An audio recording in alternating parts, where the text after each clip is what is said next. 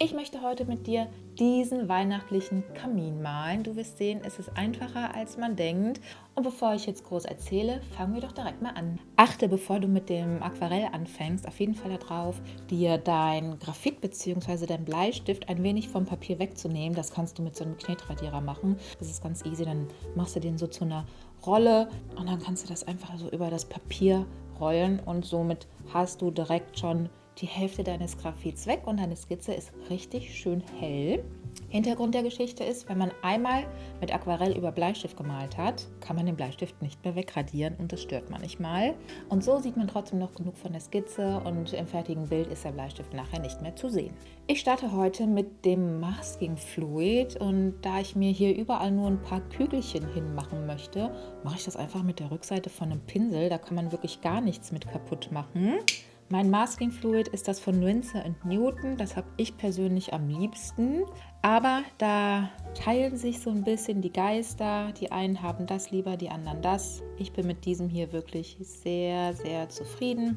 Man sollte es nicht zu dick auftragen. Man sollte auf jeden Fall mit dem Malen warten, bis es wirklich zu 100% getrocknet ist. Und mit dem Auftragen, das ist natürlich so eine Sache. Man kann Pinsel verwenden, die sollte man aber vorher auf jeden Fall mit Pinselseife oder Spüli benetzen, weil das Fluid sonst euren Pinsel kaputt macht. Das setzt sich da richtig schön zwischen die Haare und dann ist er nicht mehr zu gebrauchen. Ihr könnt aber auch eine Reißfeder nehmen, das mache ich ganz gerne. Das Gute an diesen Reißfedern ist, dass ihr damit ganz, ganz feine Linien ziehen könnt und ja, auch relativ lange, also die hält ziemlich viel Fluid drin. Oder ihr macht es halt so wie ich jetzt gerade einfach nur mit der Rückseite von einem Pinsel, wenn ihr jetzt keine komplexen Formen damit malen wollt. Oder ihr könnt auch so ein Dotting-Tool nehmen, das gibt es im Nageldesign, das sind so kleine runde Metallspitzen, quasi wie so ein Stift mit einer runden Metallspitze. Oder was könnt ihr auch nehmen? Ihr könnt auch Zahnstocher nehmen, also Schaschlikspieße, alles schon erlebt. Oder ihr könnt in der Tat auch euren Bleistift da rein tupfen und dann damit die Formen ziehen. Hauptsache ist halt, dass das ein Material ist, wo sich das Fluid einfach wieder von ablösen lässt. Oder wenn ihr es halt eben mit einem Pinsel macht, dass ihr den vorher gut behandelt. So, ich habe jetzt hier mein Fluid aufgetragen und jetzt kann ich erstmal eine Runde warten, bis es trocken ist. Während das Fluid da oben jetzt trocknet, kann ich hier schon mal den Boden grundieren. Dafür wähle ich zunächst eine helle Farbe bzw. mische mir eine Farbe relativ hell an. In diesem Fall wird es heute Umbra Lasur, das ist die 671. Und dann ganz, ganz viel Wasser dazugeben, damit wir auch wirklich richtig schön hell sind. Ich habe mir jetzt hier einfach einen Schrägpinsel genommen, weil ich damit super an den ganzen Kanten vorbeikomme von den Geschenken.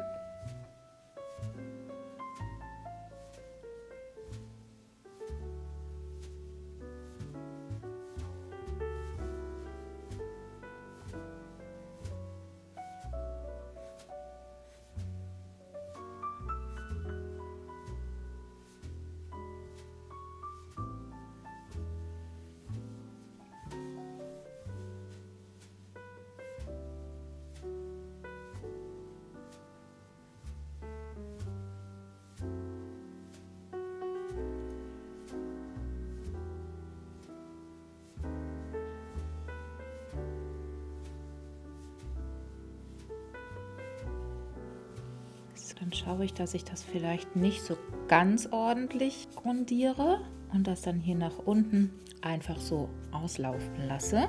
Erster Schritt hätten wir schon mal. Und jetzt müssen wir erstmal ein bisschen warten, bis da oben das Fluid getrocknet ist. Denn erst dann können wir die Wand oben grundieren. Okay, ich würde sagen, so weit, so trocken. Heißt, wir können die Wand grundieren. Die Wand grundiere ich in ganz, ganz hellem Sepia-braun-rötlich. Das ist die 662. Auch hier wieder das Pigment mit ganz viel Wasser anrühren. Und hier mache ich es so, dass ich es nicht wirklich grundiere. Das ist zum Beispiel viel zu dunkel. Einfach schnell nochmal ins Wasser gehen, Pinsel auswaschen und dann das Pigment verteilen. Sondern ich schaue, ich habe auch den falschen Pinsel, ich nehme ja lieber den Verwaschpinsel. Ich schaue einfach, dass ich so ein bisschen so wie Flecken auf die Wand gebe. Hier, das verteile ich jetzt noch ein bisschen mehr, weil es halt arg dunkel geworden ist.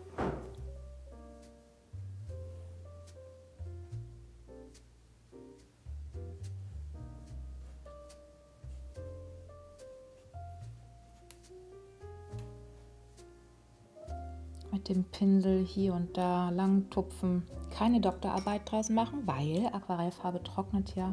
Also wenn sie trocken ist, ist sie um einiges heller, als wenn sie noch nass ist. Deswegen macht euch den Stress. Und hier das können wir auch direkt mitmachen. Oh, da ist es mir jetzt aber recht, wenn das ein bisschen dunkler ist. Wenn man übers Masking Fluid geht, dann quietscht das so. Und jetzt gehe ich hin mit einem Grün. Ich habe hier so eine Grünmischung bei mir drin, aber tendenziell würde ich dir empfehlen, Olivgrün gelblich zu nehmen. Und schaue hier, dass ich schon mal, da wo es noch nass ist vor allen Dingen, oder beziehungsweise solange es noch nass ist, gehe ich hin und mische das hier schon so rein, dass das ein bisschen alles ineinander verlaufen kann. Es sollte jetzt natürlich nicht ins ganze Bild laufen. Wenn euch das passiert, dann haltet das Pigment mit einem Tuch auf, Küchenkrepp, euren Mallappen. Ich habe hier immer so eine Leinenserviette, die ich benutze. Wieso machen wir das? Das machen wir, weil das wird eine Tannengirlande. Und wenn wir das jetzt hier schon so ein bisschen ineinander verlaufen lassen, dann haben wir gleich den Effekt, dass das Ganze ein bisschen dreidimensionaler ist. Dann sieht es nicht so drauf gemalt aus. Und das gibt dem Ganzen dann einfach eine viel schönere Tiefe. Das jetzt natürlich auch noch lassen. Und lass mich mal schauen. Wir könnten theoretisch schon die Geschenke grundieren. Das könnt ihr mit einem kleinen Rundpinsel machen, das könnt ihr mit einem Flachpinsel machen. Das überlasse ich jetzt ganz euch, was euch da am besten in der Hand liegt. Ich nehme mir jetzt einen Flachpinsel und dann schnapp ich mir Tundra Violett mit ein klein wenig Kobalt Azur, also die 983 und die 483. Und dann fange ich hier bei dem großen Paket an. Stellenweise ist es auch ein bisschen tricky hier mit dem Flachpinsel. Ziehe ich jetzt durch. Und das hier kann ich auch schon ausmalen. Das mache ich vielleicht schönen hellen Rot. So, und ich merke gerade irgendwie, das ist mir zu dunkel hier. Deswegen tupfe ich ein bisschen mit einem Zewa da rein, um das ein bisschen aufzuhellen. Hier muss ich jetzt warten, bis ich das obere Paketchen malen kann. Hier ist noch nicht ganz trocken.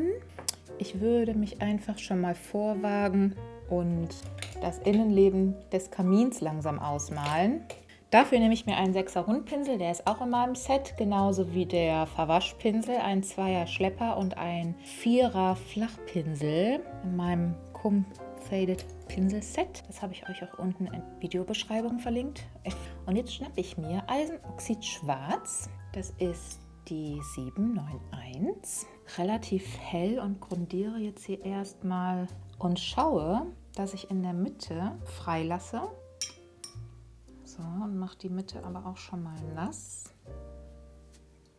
Das ist kein Problem, wenn sich das jetzt da so ein bisschen vermischt. Und gehe jetzt hin mit Turners Gelb.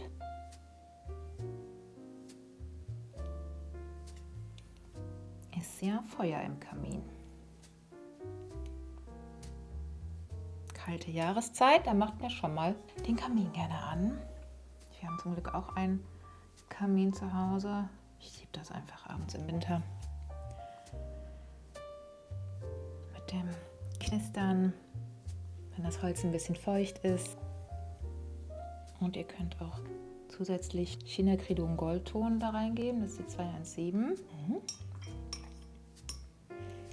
Und jetzt gehe ich direkt nochmal ins Eisenoxid Schwarz und schaue, dass ich hier vom Rand her nochmal wieder ein bisschen mehr Pigment hinzugebe, um diesen Effekt von Tiefe zu bekommen. Geht natürlich nur, solange das noch alles nass ist und schön ineinander verlaufen kann. Da solltet ihr auf jeden Fall drauf achten. So, lassen wir das jetzt erstmal ein bisschen trocknen. Da gehen wir dann gleich nochmal rein und modellieren das so ein bisschen mehr aus. Ich versuche jetzt gerade nur noch einmal kurz da unten meinen Abschluss ein bisschen gerade zu machen. Und wenn das dann soweit getrocknet ist und auch die Schenke, können wir auch weitermachen. Ich würde jetzt als nächstes erst hier das Geschenk malen in einem ganz, ganz hellen Braunton. Ich habe da jetzt einfach einen Rest von genommen, den ich noch auf meiner Palette hatte. Palettendreck. So, das lassen wir jetzt auch erstmal wieder trocknen. Und in der Zwischenzeit können wir uns hier oben mal diesem Bild widmen. Ich habe da irgendwie, keine Ahnung, ich mache da so einen kleinen Hund rein. Dabei kann ich gar keine Tiere malen, aber hatte irgendwie die fixe Idee, da so ein Windhund-Porträt reinzumalen. So, erstmal das Fell grundieren. Und dann können wir direkt auch schon den Bilderrahmen ausmalen. Dafür habe ich jetzt auch hier einfach Reste aus meiner Palette genommen. Seht ihr, das mische ich dann einfach so zusammen, damit auch nichts verkommt. Das ist jetzt wahrscheinlich eine Mischung aus Caput Mortuum, Sienna gebrannt, Nee Lasur Umbra und ein bisschen Sepia-braun rötlich. Und wir können jetzt vor allen Dingen auch schon mal hier die Steine malen. Könnt ihr auch einfach den Braunrest nehmen und so Naturstein da an den Kamin malen. Also sprich jetzt nicht so gerade und akkurat, sondern eher so gekringelte, krumme, tiefe Steine. Hier oben, wo das Tannengestrüpp gleich hinkommt, das machen wir gleich nochmal einzeln. Und zwar ganz, ganz hell. Mal hier die eine Hälfte und kann dann mit Sepia-braun-rötlich direkt aus dem Napf hingehen und Oberfläche reintupfen. Das geht auch sehr gut, solange das noch nass ist. Geht's weiter.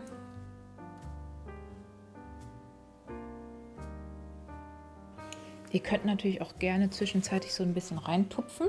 Dann wird das alles ein bisschen heller und bekommt auch so eine relativ coole Struktur durch das Tuch, was ihr da reintupft. Das ist dann quasi wie so ein Stempel. So, und hier werde ich jetzt, wie gesagt, relativ hell, weil ich noch schön das Tannengestrüpp drüber malen kann. Hier, der ist ein bisschen zu dunkel geworden. Da gehe ich einfach nochmal mit Wasser rauf und tupfe das so weg.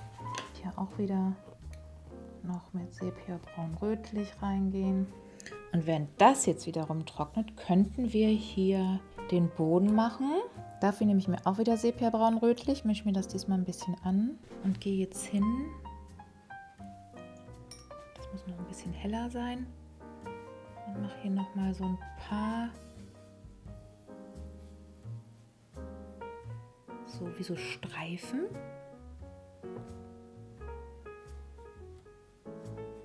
Also jetzt nicht so kontrollierte Striche ziehen, sondern richtig schön mit dem Pinsel fast ganz flach so übers Papier schraffiert und stellenweise auch ein bisschen dunkles Pigment, aber wirklich nur so ein paar kleine Linien. Nicht durchziehen, das machen wir gleich erst. Wenn euch das zu dunkel ist, dann geht ruhig nochmal mit dem ausgewaschenen Pinsel hin und fahrt da einmal so drüber. Dann hält sich das ein bisschen auf. So, da ist bei mir trocken, das heißt, ich kann hier oben eine Kappe draufsetzen. Da setze ich eine Kappe drauf in Caprotif. Das Caprotif mische ich mir allerdings da an, wo ich auch Cadmium-Rot-Orange angemischt habe. Heißt, es könnte sein, dass das ein bisschen rötlicher wird. Ich nehme jetzt hier meinen Lappen und lege den dahin. Jetzt nicht so in mein frisch verlegtes Parkett reintatsche.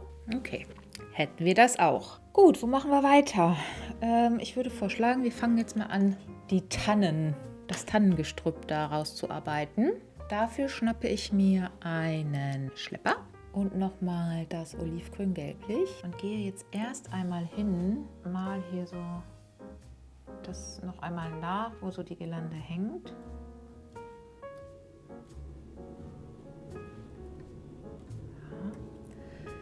Und da ziehe ich mir so ein paar Äste von weg. Dabei achte ich jetzt hier auch gar nicht darauf, wo irgendwas ist.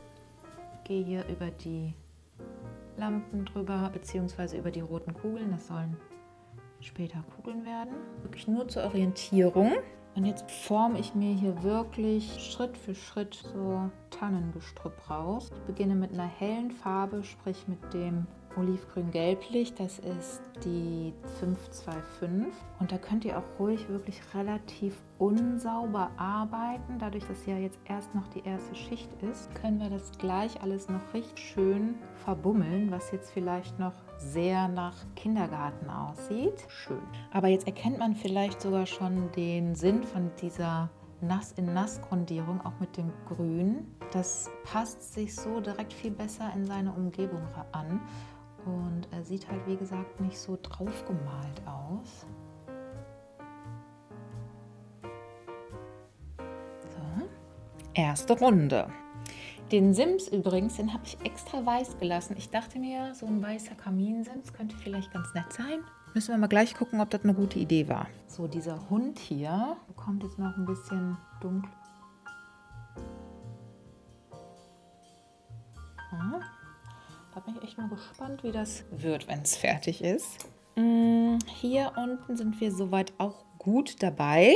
Heißt, wir können jetzt hier die Geschenke schon mal verzieren. Die Frage ist nur, wie. Ich male hier um das Blaue schöne Schleife in richtig knallerot. Hier muss man halt ein bisschen darauf achten, dass man alle Kanten berücksichtigt. Hier bei dem roten Geschenk nehme ich mir nochmal das Rot. Mal so Linien. Hier natürlich dasselbe. Dadurch, dass wir das Geschenk dreidimensional dargestellt haben. Und hier oben mache ich die jetzt einfach nur so. Das hier bekommt gleich auch noch eine Schleife. Dann haben wir da oben diese Kerzen. Da können wir auch schon mal ruhig so Flammen machen.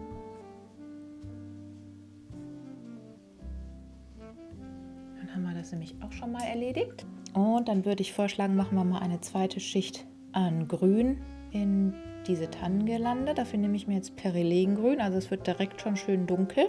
Das ist die 784, Entschuldigung. Jetzt gehe ich nicht komplett hin, sondern mache so einige relativ dunkel. Das geht einfach am besten mit einem Schlepper, weil ihr da sehr, sehr lange mit einfach kleine feine Striche ziehen könnt, ohne die Farbe nachholen müsst.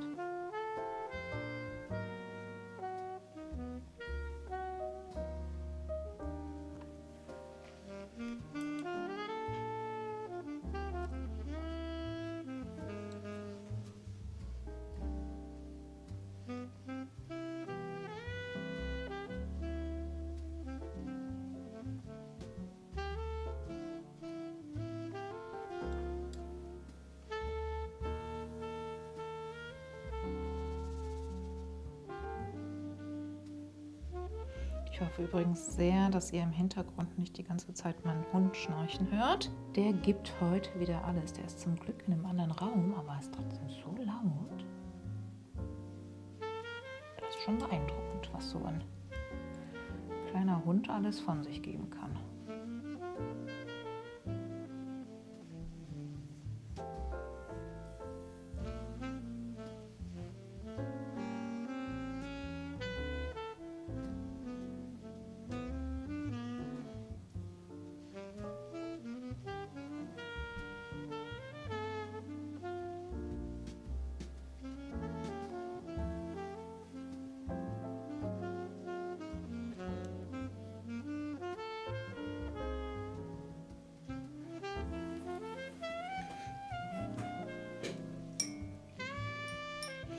Und ich würde gleich in der Tat nochmal mit einem Grün reingehen. Und dann sollte es das gewesen sein. Die Kerzen da oben finde ich ja eigentlich recht schön, wenn die weiß sind. Deswegen lasse ich die auch weiß. Hier unten den Boden, da können wir jetzt nochmal rangehen mit unserem Sepia-Rötlicht. Aber achtet darauf, dass es jetzt nicht zu dunkel wird im Vergleich zum Boden. Das soll wirklich alles nur eher angedeutet sein als zu prägnant. Und dann können wir nochmal mit Eisenoxid Schwarz, ich bleibe immer noch beim Schlepper, hier einige Stellen vom Kamin nochmal ein bisschen ausarbeiten. Der ist ja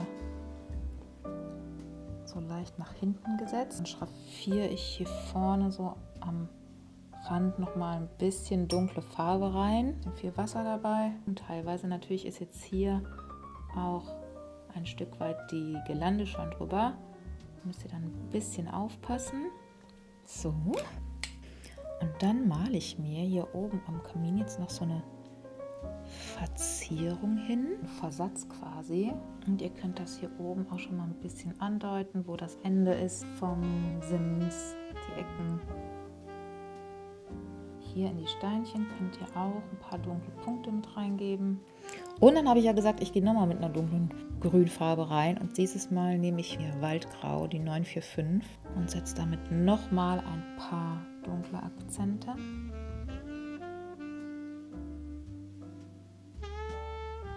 Um nochmal mehr Varianz da reinzubringen. Und natürlich, um auch das schön dicht zu machen.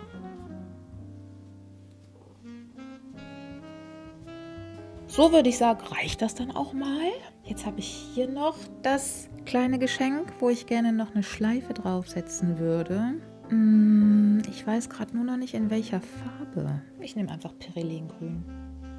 So, ich warte jetzt, bis das ein bisschen getrocknet ist und dann mache ich da gleich auch noch eine richtige Schleife oben drauf. Und dann schnappe ich mir einfach mal meinen Bleistift und schaue, dass ich hier schon mal mit den ersten Bleistift-Details beginne. Zum Beispiel bei den Kerzen, da bietet sich das an, die mit so ein bisschen Bleistift und Papierwischer in Form zu bringen.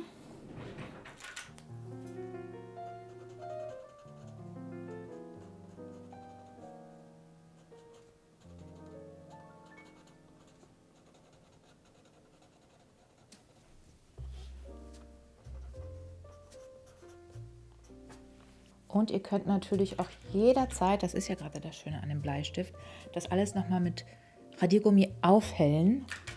Bei so Feinheiten nehme ich immer ganz gerne einen Radiergummistift. So. Ist quasi wie ein Bleistift mit Radiergummi obendran. Mit Radiergummi als Spitze. So, und dann haben wir ja hier noch den Kollegen. Ne? Der hat ja dann hier seine Nase, Mund, hier die Augen. So, da noch ein paar Härchen. Hier mache ich auch nochmal einen zusätzlichen Rahmen in den Rahmen, einfach nur um so ein bisschen mehr Tiefe zu bekommen. Und ihr könnt natürlich auch den Rahmen hier so mit diesen Kanten noch ein bisschen rausarbeiten. Hier hinten ein bisschen Schatten rein. Also das sind jetzt diese ganzen kleinen Detailarbeiten, wo ihr für euch natürlich auch in erster Linie mal gucken müsst, wo es überhaupt nötig ist und wo nicht. Das kann ich natürlich hier von meinem Platz aus nicht sagen, aber ihr könnt ja vielleicht einfach mal zugucken, wo ich da meistens immer so hingehe, bevor ihr selber loslegt oder euch unsicher seid. Ich mache jetzt hier zum Beispiel unter die Steine überall noch Schatten. Das kann ich dann gleich auch noch super verblenden mit dem Papierwischer. Und ich hatte ja auch so Fußleisten gelassen, das vergesse ich immer. So, die kann man dann auch noch mal so betonen. Hier kommt gleich auch noch Schatten hin mit dem Bleistift. Passt bitte auf, nicht, dass da noch Farbe, noch nasse Farbe ist in eurem Gestrüpp, dass ihr dann da jetzt aus Versehen mit dem Papierwischer drankommt oder sowas. Das wäre äußerst ungünstig. Da muss ich noch ein bisschen mehr. Nehme ich mir den Bleistift mit der größeren Spitze. Unter den Geschenken ist ein bisschen Schatten.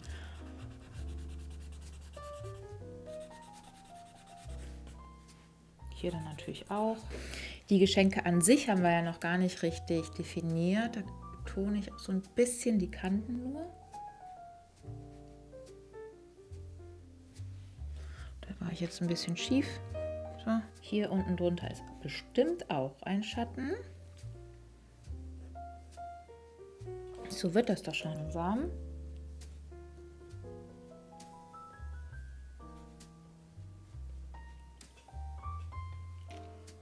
Dann kann man natürlich hier noch mal so ein bisschen das alles noch mal gerade ziehen. Und wir haben bestimmt auch ein paar Risse in der Wand des Hauses.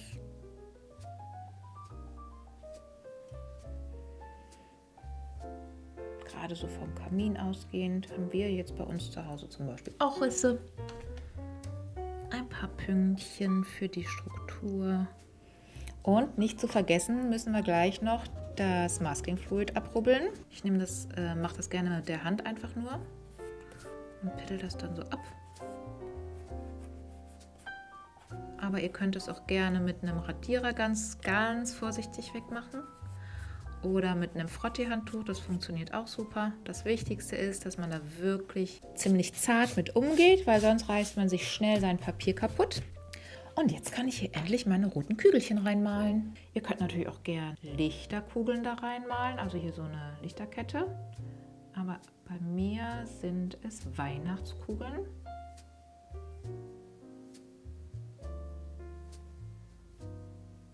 Die hier überall verteilt drin sitzen.